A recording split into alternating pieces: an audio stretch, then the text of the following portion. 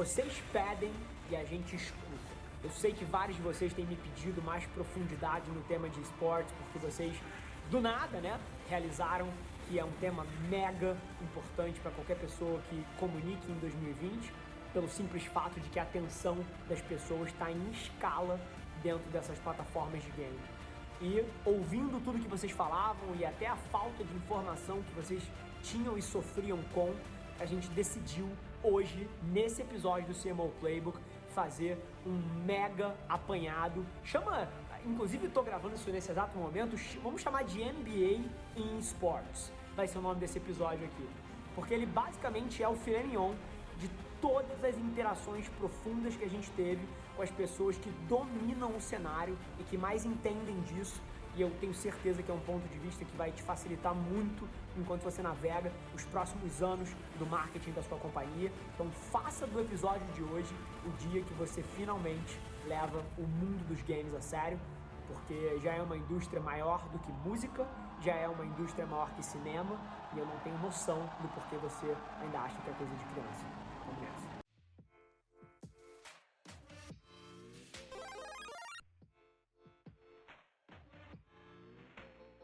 Por que ainda existe esse preconceito com esportes, né? Minha relação com os videogames surgiu quando o videogame era mico. Quando ninguém queria falar que jogava World of Warcraft, ou que jogava Tibia, ou que jogava Ragnarok, ou RuneScape. E assim, eu sempre fui apaixonado. Eu gostava de dizer que eu tinha uma vida dupla, que era, eu fazia uma tonelada de esporte, mas depois chegava em casa e de 8 da noite às 2 da manhã eu tinha algum nick em algum mundo de RPG ou MMRO e joguei tudo que você pode imaginar.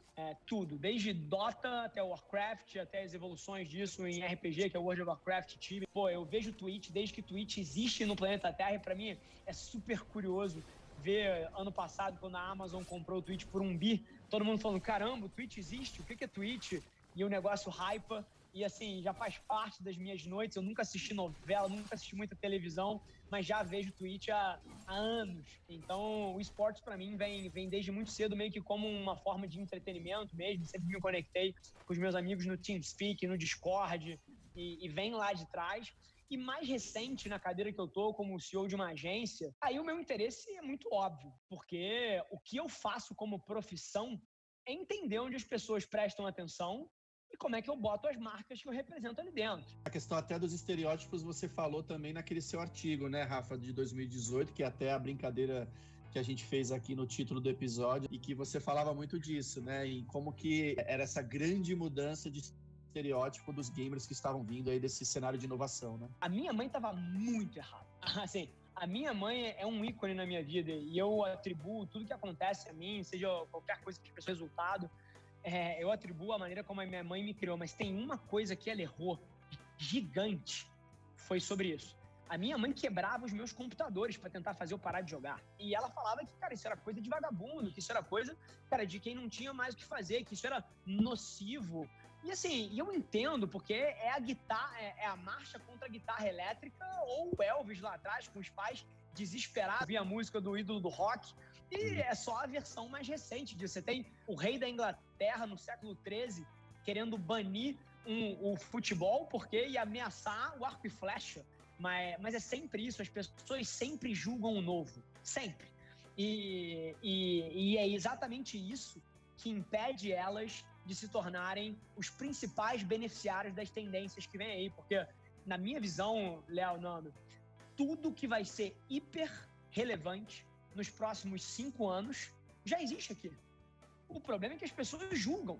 As pessoas estão olhando para isso e falando, caramba, que parada egocêntrica, caramba, que negócio esquisito, que coisa de vagabundo, como era esportes, ao invés de olhar com um olhar virgem, de entender o ângulo do ser humano. Puta, por que será que tem 100 milhões de pessoas assistindo a final desse campeonato aqui?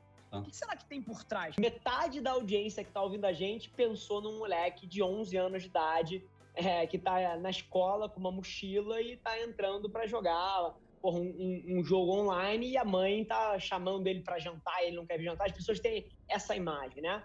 Mas é curioso que para quem tá mais dentro, como a gente tá, a gente sabe que isso já transcendeu e hoje em dia game é cultura. Assim, game é cultura no nível que culinária é cultura, né? Assim, da mesma maneira que você tem pessoas apaixonadas por culinária e que estão sempre buscando os melhores ingredientes e consomem conteúdo e viram um grande mercado consumidor disso, assim como música, assim como surf e diversas outras coisas, game é um lifestyle e a indústria de game, ela já transcendeu há muito tempo o nicho dos moleques de 9 anos de idade que diz respeito às mães, né? Eu tenho um filho de 10 anos que é super gamer, né? Como a maioria. E não quero dizer aqui que games é um negócio para criança, porque não é. A gente olha o perfil do Final Level, a gente tem uma grande concentração de fãs de 18 a 24 anos. É o nosso principal target de consumo do conteúdo Final Level, seguido de 25 a 34 anos, para desbancar qualquer preconceito aqui. É um mercado que vale a pena ser explorado. Eu tendo a olhar para duas coisas principais. Número um, a atenção do consumidor. Pô, será que a atenção do consumidor está no mercado de esportes? E a resposta é muito óbvia, sim, não é a minha opinião, a opinião do Léo, são os números. Sim. Se eu não me engano, a final de League of Legends ano passado teve mais usuários assistindo do que a final da Copa do Mundo da FIFA. Isso. Então o número está aí. Número 2, o quão culturalmente relevante é esse mercado? Existe aderência na vida das pessoas? Isso é uma coisa que as pessoas se importam, e o fato é que se você pega as estatísticas, mais uma vez, o usuário médio de YouTube, ele assiste 1 hora de YouTube por dia. O usuário médio de Twitch, que é a plataforma de streaming de games online, assiste 3,5 horas por dia de Twitch. Então isso tem aderência, isso tem relevância cultural. Então, na minha visão, é um espaço fantástico para as marcas estarem inseridas. Agora, mesmo com esses dados, mesmo com sendo indiscutível que é um espaço que vale a pena ser explorado, ainda existe muita ignorância por parte das empresas e, na minha visão, me corrija se você achar que você pensa diferente, as verbas publicitárias para esse espaço não correspondem ao tamanho do mercado e da oportunidade que existe ali dentro. Isso faz sentido para você de alguma maneira? Faz sentido. E hoje, realmente, é que nem você falou, é uma grande oportunidade, porque as empresas que são mais ágeis e visionárias, vamos dizer assim, elas fazem essa tradução rápida e elas têm essa oportunidade de poder entrar nesse segmento onde o seu concorrente ainda não está e de uma maneira ainda mais econômica, enfim, mais barata do que vai ser daqui a alguns anos. Você está falando aí de hoje pacotes e ações que você pode estar permeando a sua marca durante o ano inteiro. Dentro de um ativo específico. Dentro de diversos ativos, vamos dizer assim. Você no esportes hoje, você realmente está o ano inteiro dentro de diversas propriedades legais, 5, 10 milhões de reais, você está full time exposto na telinha desse usuário que você quer fazer algum tipo de engajamento. Contrasta isso com um spot de TV de 30. Imagina, então, Certo. é muito mais caro. Pergunta que todo marqueteiro em 2020 deveria estar se fazendo. Será que você tá? Será que as suas ações estão onde a atenção do consumidor está? É a principal indústria de entretenimento do mundo, né? Isso é o dado de faturamento. Fatura mais do que música e cinema somados. A gente pode dizer, dentro desse ecossistema da indústria de games, você tem as publishers, que são as desenvolvedoras dos jogos, né? Sim, esse é um excelente ponto. Para as pessoas que estão ouvindo aqui e estão começando a entender, cara, que isso é muito maior do que talvez elas pensassem, cara, pinta para essa pessoa que está ouvindo a gente um pouco desse ecossistema. Quem são os stakeholders que compõem a indústria? Então, o ponto de partida é a maior indústria de entretenimento do mundo, né? Prover entretenimento, assim, de altíssima qualidade e sofisticação. Então, a gente tem acho que o primeiro, né, o principal stakeholder desse ecossistema são as publishers, que são as desenvolvedoras dos jogos, que são empresas, né, chinesas, americanas, europeias. Riot, Epic, enfim. Riot, Epic, a Garena. Você tem grandes desenvolvedoras brasileiras também, que exportam, inclusive o Brasil é um dos grandes desenvolvedores também desse mercado de games. E a sofisticação do desenvolvimento, eu estava contando um pouquinho mais cedo, por exemplo, você pega uma Ubisoft, né? A Ubisoft é dona do Rainbow Six, do Just Dance, tem vários gêneros de jogos, mas destacando a Ubisoft para dar um exemplo, desenvolvimento de um jogo novo é um negócio que demora de 5 a 7 anos para ser feito. Sim. A Riot lançou esse ano, depois de League of Legends, que é o jogo mais popular do mundo, e eu não sei nem há quantos anos existe, a gente depois pesquisa juntos, inclusive, mas a Riot lançou o segundo jogo da existência dela no ano passado, que é o Valorant, que é um jogo que está super estourado e ainda está em closed beta, porque também tem particularidades muito interessantes, né? Além do tempo de desenvolvimento, nível de investimento, a sofisticação, né? A nova Hollywood são as publishers. Os novos estúdios de Hollywood são as publishers.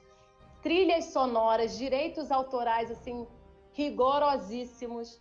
E você falou do tempo de lançamento. Eu acho que uma coisa que as pessoas não conhecem é que no processo de lançar um jogo é uma aula de construção de comunidade, né? Assim, você começa soltando um lore, né? Uma história daquele jogo. Depois você engaja as pessoas na história. Depois você faz um closed beta, você pivota, você muda, você coleta dados, você faz pequenas coisas, até que chega o momento que abre para todo mundo. É uma aula de empreendedorismo e é uma aula de gestão de comunidade. Eu acho que as pessoas não têm essa noção. Vocês dois falaram a quantidade de matéria que o esporte já aconteceu. Aí, para mim, que existe a grande desconexão. Isso. É aí que, para mim, eu olho e falo assim, como? Porque a quantidade de amigos... Eu tenho, assim, dezenas de amigos que são CMOs e diretores das maiores companhias brasileiras e todos eles, uma vez por semana, postam no LinkedIn alguma coisa sobre esportes. Todos eles, assim, sem exceção. E aí que tá a desconexão. Porque aí, depois eu mando a mensagem, porque, assim, pros amigos de fato, né?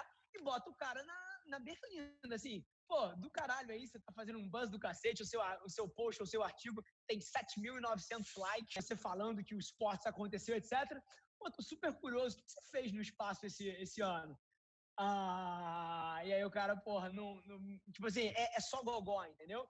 Então, eu acredito que não só em esporte, tem alguns outros lugares que sofrem disso, que é a desconexão dessas pessoas que entendem intelectualmente que esse troço é relevante, mas não estão mapeando as ações para entrar lá. E eu entendo, tá? Eu estava fazendo um workshop, foi na segunda ou na terça-feira agora, com uma porrada de altos diretores de marcas brasileiras. Vai ter um workshop mais descolado, a galera bebendo, etc. Foi um happy hourzinho. Mas vários deles tentando, de maneira conjunta, entender onde estava o problema. E é curioso, quando eu converso com essas pessoas, eles falam, cara, assim, eu entendo, mas a minha estrutura de meritocracia, às vezes, me impede de tomar risco. Porque foi mal. Aqui na companhia XYZ, ninguém nunca foi demitido por comprar o pacote Globo. Você nunca viu ninguém sendo demitido? Caramba, que decisão errada! Você comprou o pacote Globo. Mas, ao mesmo tempo, o cara se sente acuado de tomar um risco desse. Só que, para mim, assim, o mundo daqui para frente vai ser dos tomadores de risco. A gente está virando uma página onde não vai existir um alto executivo que não seja um líder de pensamento, que não esteja nessa fronteira. Então, a gente vive agora o limbo dessa desconexão, onde todo mundo fala de esportes, mas 10% das pessoas só estão agindo em cima, né? Então, isso é que me deixa mais curioso e eu acho que conecta os pontos de vocês dois. Eu vi nos últimos 8 meses a quantidade de artigos explodindo, mas quando você confronta esse executivo, ele ainda não está mapeando as ações dele para onde a boca grande dele está apontando. Entrada realmente muito forte de grandes marcas, enfim, Gillette, Claro, Burger King, realmente a gente está falando já de marcas de consumo, de comida, enfim. A gente viu alguns movimentos de vestuário também, com a Nike lançando camisa oficial de time de esportes. E tenho certeza, e eu até sei porque a gente já está com o nosso inventário na rua para poder fazer as ações do ano que vem, que assim, muitas outras estão já neste caminho. A gente, eu acho que a gente teve reunião aí com mais de 200 marcas aí, tanto brasileiras quanto multinacionais nesses últimos meses. Então, o interesse existe e no ano que vem a gente vai ver sim um movimento muito maior. Então, assim, aí vai da questão de que algumas ainda estão muito ligadas ao esporte tradicional, algumas outras modalidades, Mas sim, você está vendo cifras onde eles realmente têm que, digamos assim, comprometer grande parte do seu orçamento nessas modalidades tradicionais, sendo que com 1/3 desse valor eles poderiam fazer um impacto tão grande, um impacto gigantesco. E assim, tá? Eu entendo que vocês possam ter o pé atrás, mas você tem ideia qual é o tamanho dessa indústria já? Se eu pudesse traduzir o que é a compra de uma skin, eu tenho certeza, Fê, que, assim, 99,9% das pessoas que estão ouvindo vão falar assim, é sério que alguém gasta dinheiro com isso? Então, deixa eu acabar com o suspense aqui. Cara, você comprar uma skin é você comprar uma roupa nova pro seu personagem dentro do jogo. E, assim, pasme, tá? As crianças e os adolescentes e os adultos que jogam jogos gastam centenas de dólares com isso por ano. E antes que você ache estranho, você que tá ouvindo a gente, eu queria parar para te dizer que você já faz isso. Só que você compra um casaco, você compra um boné, e que você usa no mundo físico. E aquilo dali é basicamente uma realidade virtual da vida da pessoa. Então, se você gasta dinheiro no varejo de moda na sua vida pessoal, você não pode achar estranho alguém comprar uma roupa para ficar mais bonito dentro do jogo. Porque no final do dia, tudo isso são needs do ser humano. O ser humano compra uma roupa bonita porque ele quer se sentir especial, porque ele quer estar na moda, porque ele quer fazer uma frente para os amigos. Independente disso ser o motivo certo ou errado, é por isso que as pessoas compram roupa. E no jogo é igual, porque tem um ser humano ali atrás que tem os mesmos needs de qualquer ser humano, e essas compras que são as in-game purchases, né? Elas complementam esses needs emocionais das pessoas. Então, antes que as pessoas achem isso esquisito, é muito natural quando você enxerga que no final do dia tudo está centrado nas necessidades humanas, né, Fê? Não, e assim, a gente não falou até agora, mas games é muito sobre socialização. Então, 100%. a Steam tem tudo a ver com isso, né? Porque, na verdade, você tem um personagem que você é aquele personagem no jogo e você tá ali socializando, né? Hoje em dia, você tem os módulos que você joga sozinho, mas a grande maioria das pessoas joga multiplayer, né? Joga com o outro, tem os grupos dentro dos jogos. Então, há uma grande socialização. Eu acho que essa característica da socialização na pandemia, ela foi fantástica, né? Porque à medida que você se vê proibido de sair, ou com muitas limitações para sair, ou inseguro para sair, você mergulha naquele mundo dos games. E isso aconteceu, inclusive, para quem não jogava. Muita gente que não jogava se jogou ali dentro, porque é uma forma de você estar com seus amigos se divertindo. Né? Teve o Zoom, essa coisa, né, do executivo, festinhas no Zoom, mas teve o Discord. O Discord. Teve o Zoom e teve o Discord. Os dois pra quem não sabe, Discord é uma plataforma, é uma rede social, basicamente, onde você entra em salas de bate-papo para estar com seus amigos ou com pessoas que são do mesmo grupo de interesse com você, né? Então, é o lugar onde os gamers se reúnem para bater papo, é o lugar onde amigos se reúnem depois que chegam do trabalho ou da escola para conversar e tem uma dinâmica interessante de rede social ali que você cria um feed, você compartilha foto, compartilha arquivo. Então é muito mais do que só uma sala de reunião, né? E aqui, quando você falou do componente social, eu preciso fazer uma aspas, porque isso fala muito com a minha vida. Lá atrás, assim, agora eu não lembro, cara, 12, 13, 14 anos, eu jogava um jogo que chamava Tibia. Tibia foi um jogo que marcou a época, e ele era um jogo que era um jogo de merda, era um jogo horrível como jogo. Só que o componente social do jogo era fantástico. O chat do jogo, inclusive, ocupava metade da tela.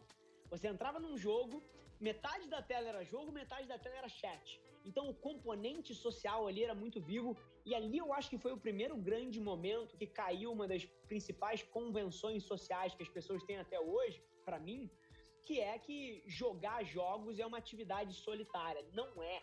Assim, eu lembro de como aquilo, e eu jogava, de 8 da noite até meia-noite, eu lembro como aquilo, cara, estar com os meus amigos ali dentro era tão real quanto estar com os meus amigos jogando bola. E o veículo através do qual eu estava me entretendo era outro, mas a experiência era muito parecida. Então, não queria quebrar um mito das pessoas aqui que jogar é uma atividade solitária, porque não é. Jogar, para mim, está dentro de uma caixa que eu chamo de experiências remotas compartilhadas. E que eu vou deixar uma pulga atrás da orelha das pessoas aqui. Eu acho que é uma das principais ocasiões de socialização dos próximos 30 anos, inclusive. E é fantástico pelo seguinte motivo. Independente de eu ter jogado videogame na infância e adorar o ecossistema e de fato me conectar emocionalmente com isso, eu tenho outras paixões, tá? Assim, eu tenho outros assuntos que me interessam pra caramba, mas eu acho que às vezes as pessoas se confundem, porque geralmente quem tá trazendo o assunto dos games é uma pessoa dessa forma, é uma pessoa que tem alguma conexão. Mas eu queria deixar muito claro para todo mundo que o único motivo pelo qual o esporte me interessa de um lado de negócio é porque eu acredito que mexe ponteiro. E sendo super sincero, assim, se em 2025 parar de mexer ponteiro, por algum motivo que eu não acho que vai acontecer, eu vou estar falando da próxima coisa. E da próxima coisa é o mesmo argumento que as pessoas às vezes olham para as redes sociais e falam assim, cara, é sobre Instagram, é sobre LinkedIn, é sobre YouTube, é sobre Spotify, é sobre áudio, vídeo. Não é. É sobre onde a atenção do consumidor está. Então, essa é a grande provocação. O papel das marcas e o papel de qualquer executivo de marketing é colocar a marca dele onde ele mexe ponteiro de negócio. E a única forma dele mover ponteiro de negócio é comunicando onde as pessoas estão. Então, assim, não confundam a conexão emocional com o lado de negócio. Porque se em 2020 a maneira de mover a agulha de negócio fosse entregando flyer de papel na rua, eu teria uma agência que entrega flyer de papel na rua, mas não é o caso. Então queria fazer essa aspas aqui, porque é um ponto que é super importante. Existe menos, e aí, cara, eu acho que até vocês vão ter muito mais propriedade até do que eu para falar sobre isso, e eu tomo muito cuidado para não falar sobre coisas que eventualmente eu não domino tanto assim. Então queria até me redear aqui, mas é uma percepção minha, é que falta, às vezes, projetos relevantes o suficiente para atrair a atenção das pessoas. Eu acho que existe todo um ecossistema de gente jogando. Eu acho que existem, dezenas de milhões de pessoas no Brasil jogando. Mas a percepção que eu tenho, acho que até a BBL serve como um link para isso, e acho que até muito do propósito de você estar em cima disso, que é se tornar esse elo, né? Que é tirar um pouco desse problema sistêmico, que é, como é que eu conecto a marca com o esporte de fato, né? Qual é o projeto que eu coloco? Existe uma falta de informação sobre o assunto e existe, do outro lado, na minha visão, falta de projeto. Se tivessem mais projetos relevantes, o dinheiro estaria mais lá. Então, é uma provocação aí. Eu acho que é o motivo que vocês crescem tanto, por exemplo, é isso. É oferta e demanda. Vocês têm projetos fodas, acaba que o dinheiro converge para vocês. Mas eu acho que tem um problema sistêmico no mercado brasileiro, um agente que eventualmente conserte esse ecossistema, e na hora que isso acontecer... Eu vou discordar, obviamente você está radiado. Eu acho que tem propriedades excepcionais no mercado, cara, que não conseguem vender nada, cara. E não são nossas, tá? E não são nossas, são de publishers incríveis, com números gigantescos. Então, eu acho que ainda não virou. E as que vendem, cara, é um spread tão gigante, cara. Se a gente fizesse uma régua, que é uma coisa que eu estou pondo de pé, se a gente fizer uma régua, cara, de todas as propriedades de entretenimento que tem Brasil e mundo, tá? E de esportes que tem no Brasil e no mundo, com entregas e valores, cara, e tenta encaixar as propriedades de esportes, cara. Tenta encaixar um Worlds de League of Legends que só perde pro Super Bowl. E você vai ver a diferença de quanto os caras conseguem vender naquilo e quanto consegue faturar um Super Bowl. E daí você tem, cara, propriedades que estão em 50º lugar que faturam 10 vezes mais do que o Worlds que está em segundo, entendeu?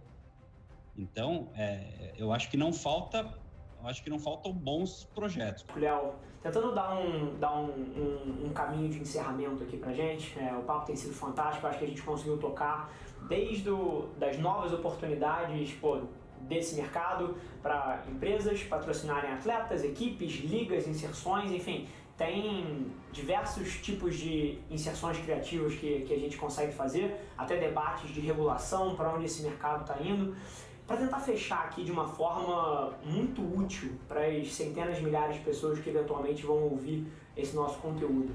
Para uma marca que quer entrar nesse espaço, por onde você acha que ela começa? Porque esports é buzzword, assim como é redes sociais, assim como é super apps, assim como é startup, enfim, são buzzwords do momento. E eu tenho a percepção que muitos executivos têm aquele medo de ficar de fora, o famoso FOMO, né? Fear of Missing Out, mas não sabe exatamente os primeiros passos que ele pode dar dentro desse ecossistema. Por onde uma empresa ou uma marca começa se ela quer fazer um projeto relevante dentro desse espaço? Eu costumo usar o exemplo da Claro, de novo, nesse discurso, porque foi muito legal, porque eles realmente adotaram a estratégia que a gente sugeriu para eles, porque o mercado de games e o público de games, né, é um público muito refratário. É um público, enfim, a gente está falando aí de millennials, a gente está falando aí de um pessoal super conectado, que eles têm o que a gente brinca que eles têm o bullshit detector deles muito alto. A gente fala a mesma coisa aqui. Então eles entendem claramente quando uma marca está tentando ser oportunista ou aproveitar um momento ali, mas ela realmente não investiu e não se envolveu com o segmento que eles tanto amam. Você está falando de paixão. Sim. Então, para paixão você tem que ter autenticidade, como você bem falou. E é aquela história, o mundo muda e se você não estiver na fronteira das coisas que estão acontecendo, em 2020 você fica simplesmente obsoleto. E é curioso, assim, ouvindo você falar, isso vai tão de encontro a várias das grandes teses que eu tenho, que é, cara, o TikTok não foi a última rede social que vai aparecer, né? Então, assim, para todo mundo que está ouvindo a gente, ter essa cabeça de manter, talvez, cara, 10% do teu esforço de conteúdo e de mídia nessas novas plataformas é uma estratégia muito boa, porque na hora que ela acontece, você está vendo, olha que interessante, a gente está em julho de 2020, tanto eu quanto vocês começamos isso lá atrás, eu escrevi a primeira vez sobre TikTok há 4 anos atrás, chamava Musical.ly ainda, né? E vocês começaram a experimentar em 2019. E essa sua cabeça de, vai lá, testa, e direciona um pouquinho dos recursos do orçamento total para essa nova plataforma. Isso dá um head start tão grande, porque na hora que a plataforma vira, você já entendeu qual é o tipo de conteúdo nativo que funciona ali dentro, você já tem todos os alicerces de estratégia, você, cara, por ser um early adopter, é muito mais fácil você se conectar com todo mundo que vai ser relevante lá na frente. E desafio as pessoas a pensarem, porque muita coisa que eu ouço é o seguinte: puta, mas e se não funciona? E se flopa, tipo um Vine ou algumas dessas plataformas que não funcionam? Cara, assim, no final do dia, o que eu passei a aprender é que o conhecimento agregado do creative, da forma de fazer mídia e do ecossistema, mesmo que isso flope, cara, vai ser útil para uma próxima plataforma. E isso nunca é desperdiçado. E se o TikTok flopa agora, por exemplo, depois de já ter quase ficado relevante, tem um debate muito grande se os Estados Unidos vai banir, se não vai, etc. Para mim não interessa. Não. Porque hoje, dia, sei lá, 20 e tantos de julho, o TikTok consegue te entregar milhões de visualizações com R$0 de mídia. Isso deveria ser motivo suficiente para você estar indo com tudo nele. E se isso mudar em algum momento, beleza, a gente repensa os planos. Mas essa cabeça de quase que day trading, né, de atenção e de você analisar as redes pelo que elas entregam naquela semana, naquele mês, naquele ano, e não tentar ficar materializando se isso vai estar aqui pelos próximos 30 anos, porque eu acho que pouquíssima coisa vai, eu acho que é a cabeça certa de olhar para isso tudo. Totalmente. A gente tem que, assim, a gente e as marcas, a gente tem que viver o presente. Não dá para ignorar o que está acontecendo. E assim, está perdurando e tem toda uma discussão política rolando, mas acho muito difícil que derrube, pelo tamanho que já tem. Sim, mas mesmo que derrube, acho que essa é a provocação. Mesmo que derrube, a quantidade de valor que o Final Level, por exemplo, que eu já derivei por ter sido um early adopter, já pagou a conta e eu vou pro próximo. Então, no final do dia, eu não me interesso se o Instagram flopar, se o YouTube flopar, se o TikTok flopar. eu me interesso em estar sempre na barreira do próximo, como você falou, podcast. Quantidade de gente que está ouvindo a gente aqui num podcast, executivos de marketing. Então, ouvindo a gente em formato de áudio e ainda não tem estratégias de áudio para suas empresas, é enorme. Seja um podcast, seja um skill da Alexa, seja um action do Google ou um capsule da Bixby, assim, áudio é gigante, todo mundo sabe disso e 1% das pessoas só executa, né? E mesmo que flop, vale a pena de qualquer maneira, porque no momento que aquilo ainda está vivo, é extremamente relevante e devolve para a marca. O teu MBA dentro dessa categoria, dentro do mercado de esportes. E se você está assistindo a gente, seja no Spotify, no Deezer, no SoundCloud, no YouTube, tira um print da tela, posta no Stories, me marca, para a gente saber que você está ouvindo. Vocês sabem que eu respondo todo mundo pessoalmente. Vai ser um prazer trocar uma bola e ouvir o que vocês acharam desse episódio. A gente se vê no próximo episódio do CMO Playbook. Um abraço, gente!